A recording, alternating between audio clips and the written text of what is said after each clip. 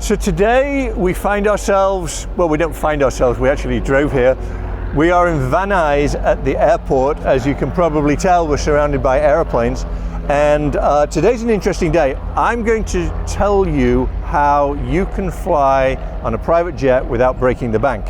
And I also want to tell you that while we are filming, we are being filmed by TV1, which is a very large television channel in France. In fact, I believe it's the biggest channel in France. I don't think it's TV1, I think it's TF1. Is it TF1? See, I do this all the time. Guys, erase, it's TZ1. No. I'm joking. TF1, Tango Foxtrot 1.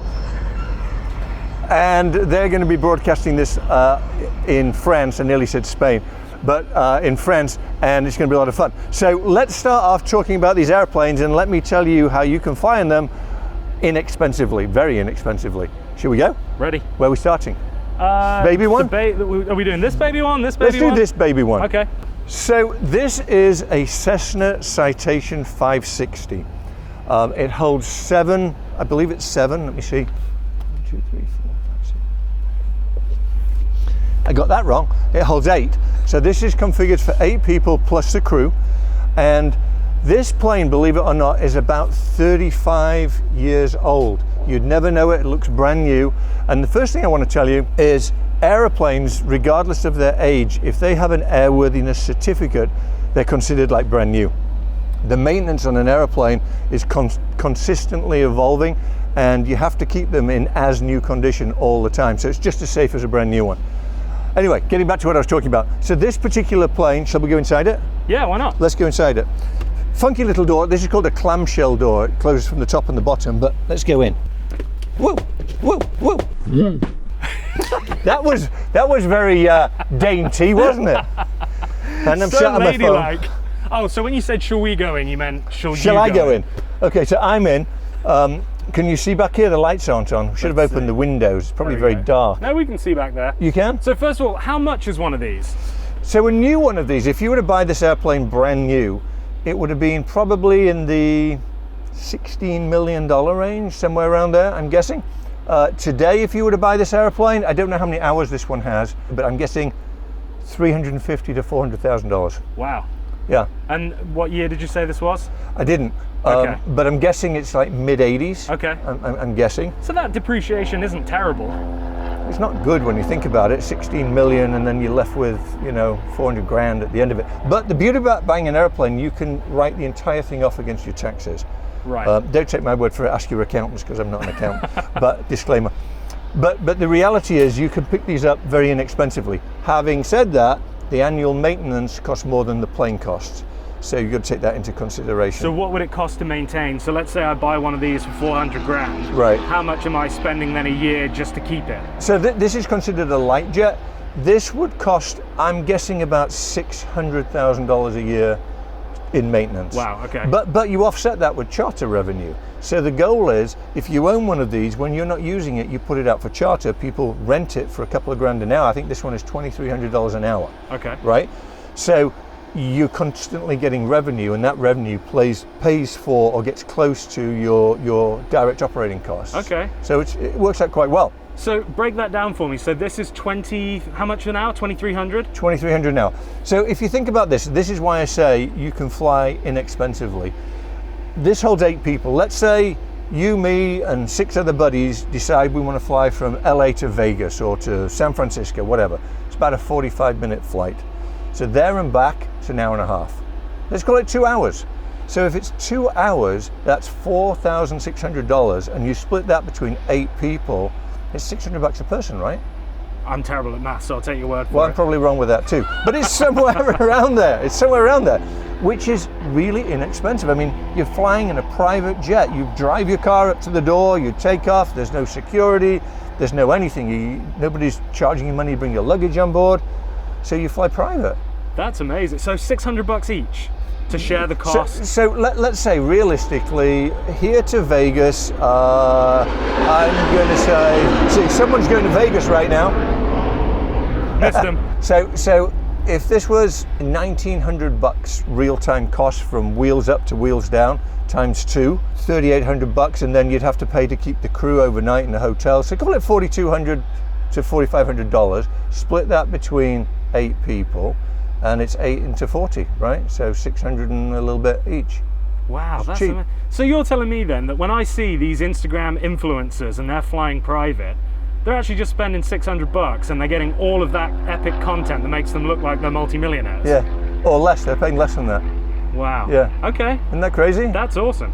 So yeah, so that's a small jet. This is a light jet.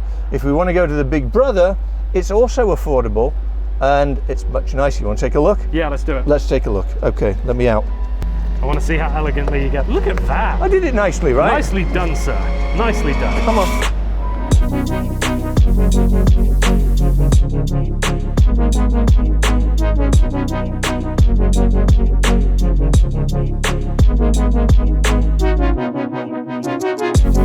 Hold on. Can I just show everybody how we're being filmed right now? Because I feel like my camera angles have got nothing on theirs. Yeah, go for it.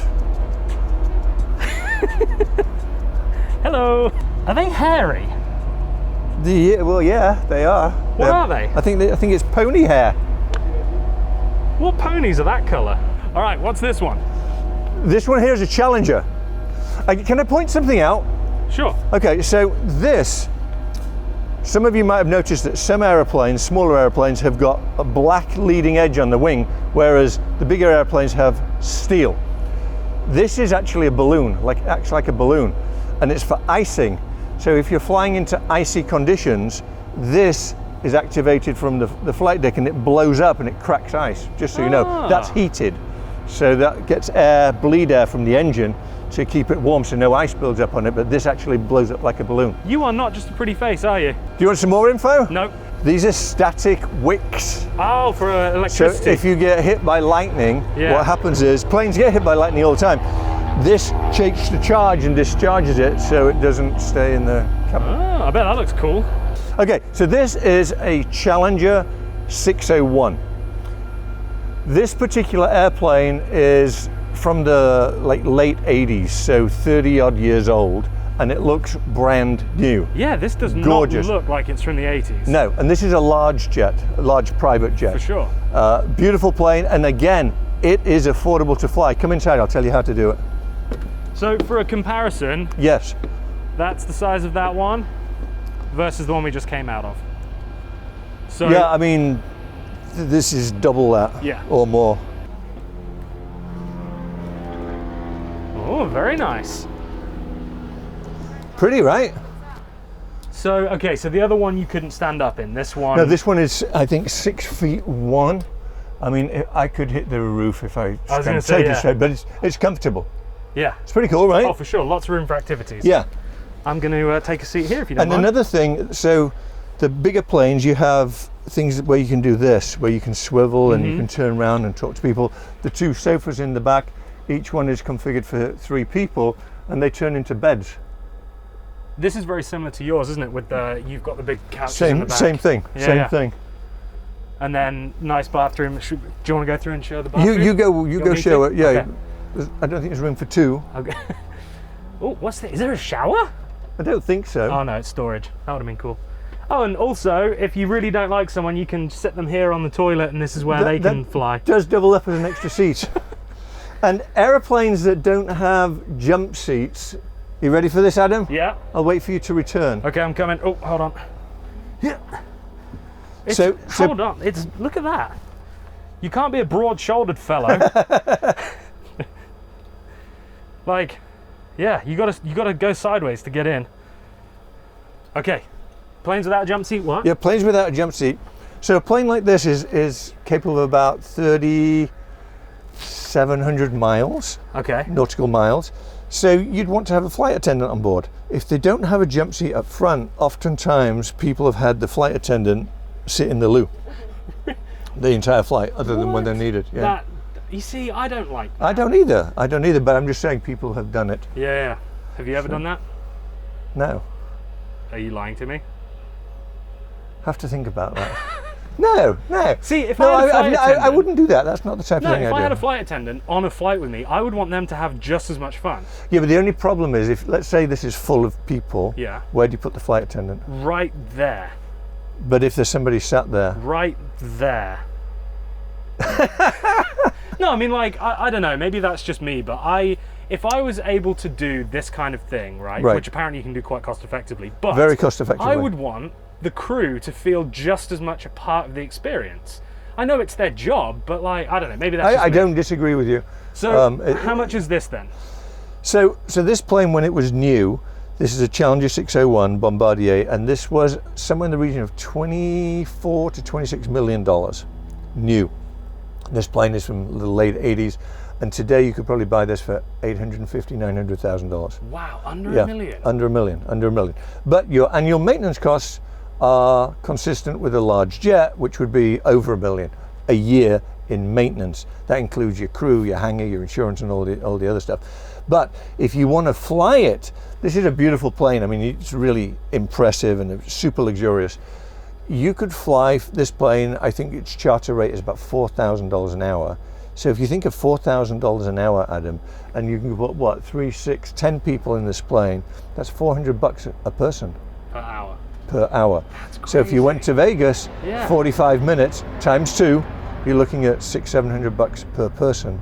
I mean, that's it. It's the what do they call it? The something of scale, the economy of scale, or scale of whatever it's called. Yeah, economy of scale. Yeah, either one of those. But I mean, I think obviously if you were to fly business, right, from LAX to Vegas, right, you'd be spending $400 or $500 on a $650 on Virgin. Is that what it from is? LAX to Vegas round trip. Okay, so if you, and you have to wait at the airport an hour and a half at either side, right, TSA, all the horrible stuff you have to do at airports. So if you're by yourself, then unfortunately that's what you got to do. If you can do it with 7 friends, then do now it with 4 friends. Even Yeah. if you do it with 4 friends, it's still not that expensive. It's very doable. I don't You think treat people yourself. realize this, do they? No, they don't. They think you have to be a multi-millionaire. You know, to buy one of these, even if you can buy this plane for 800 grand, you still need a lot of money because you've got your maintenance. Of But you course. can offset it with charter, but you get an unexpected event. For example, you crack a windshield, which happens all the time. One piece of glass in that windshield is about $75,000, and there's Wow. four Okay. pieces. Yeah. Yeah, so that's it. But so chartering, realistically, if you want to live the life without necessarily being a multi-millionaire, it's a very reasonable way of doing it. Very reasonable way. I mean, I actually didn't realize, because I don't charter planes like this, I didn't realize that you could get them quite as inexpensively. I learned a lot today talking to the operator, V-Stream Aviation, of how much these planes actually cost to operate. And you know, it's really cool. And that includes, well, it doesn't include your food, but it includes all your surcharges and everything. But let's say you want to have fantastic food, you know, you sit back, you twist your seat, you lift your table up, and then somehow this comes out of here, and then it's served to you. Beautiful, right? You play cards. You can't do that on a commercial airliner. Oh, mate, you're making me want to go to Vegas. Right? Should we take it to Vegas? I'm ready. I'm ready. Can we bring Diesel on this? You can, yeah, why not? Okay. Yeah. Okay. My dogs actually have special seats that fit into the seats on the plane. Yeah. Of course they do. Of course they do. Well, I mean, it's for safety reasons. Of course. Yeah. Oh, you're horrible. Not just because you saw them online and went, I need those. Well, Michael Blakey doesn't have those. Well, you don't really see dog seats for planes online. I mean, I'm sure you could probably find them, but you have to have them made. They have to be made of the same leather so it all fits and looks nice. Not if you're chartering one. Diesel would just lay right there. It'd be perfect. So yeah, Challenger 601, fabulous plane, and you can go to Hawaii in this. Think about that. Let's do a long trip. So this to Hawaii would be about 5 hours, and back about 5.5. No, sorry, wrong way around. 5.5 out, 5 back. So 10.5, 11 hours. Is it downhill on the way back? So 10 hours at $4 grand is $40,000, split between 10 people, $4,000 a piece. That's the price of a first class ticket. Right, exactly. Right? You'd have to negotiate with the operator though to leave the plane there. Right. Because if you're going for a week or two, what many operators do, they fly the plane back to base so that it can continue to be chartered. Right. So then you have to pay 4 legs they're back, and then it comes back to get you and back. Okay. And it turns out to be expensive, but oftentimes you can negotiate with the operator to leave it there, and you just pay for the crew to fly back. Got it. Awesome. So yeah, there we go, Challenger 601.